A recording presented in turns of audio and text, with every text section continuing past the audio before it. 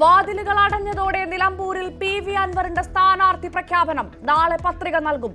പിണറായിസത്തിനും സതീശന്റെ ഹിറ്റ്ലറിസത്തിനുമെതിരായ പോരാട്ടമെന്ന് അൻവർ. ഞാൻ തീരുമാനിക്കും. ഒരു ഹിറ്റ്ലറിന്റെ രൂപം നിങ്ങൾക്ക് കാണുന്നുണ്ടോ ഈ വ്യക്തിയിൽ? ഇന്നത്തെ ഈ അവസാനത്തെ ആ പ്രഖ്യാപനമൊക്കെ നിങ്ങൾ കണ്ടില്ലേ? വാതിലടച്ചു. ഹിറ്റ്ലറിസം, അതാണ് ഇന്ത്യൻ നാഷണൽ കോൺഗ്രസിലെ കേരളത്തിൽ നടക്കുന്നത്. ആര്യാടൻ ഷൗക്കത്ത് മുസ്ലിം സമുദായത്തെ അപമാനിച്ചയാളെന്നും വിമർശനം.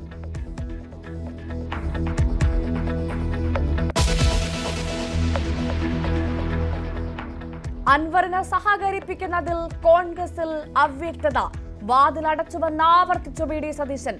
വാതിലടയ്ക്കാൻ UDF തീരുമാനിച്ചിട്ടില്ലെന്ന് കൺവീനർ. ഞങ്ങളുടെ സ്ഥാനാർത്ഥിക്കെതിരെ ഇന്നും വന്ന് സംസാരിക്കുമ്പോൾ ഞങ്ങൾ ആ വാതിലടച്ചു. ഞാൻ പറഞ്ഞില്ലേ, ചർച്ചയുടെ വാതിലുകൾ അടച്ചു. ഇനി ഒരു ചർച്ചയും ഒരാളും നടത്തില്ല.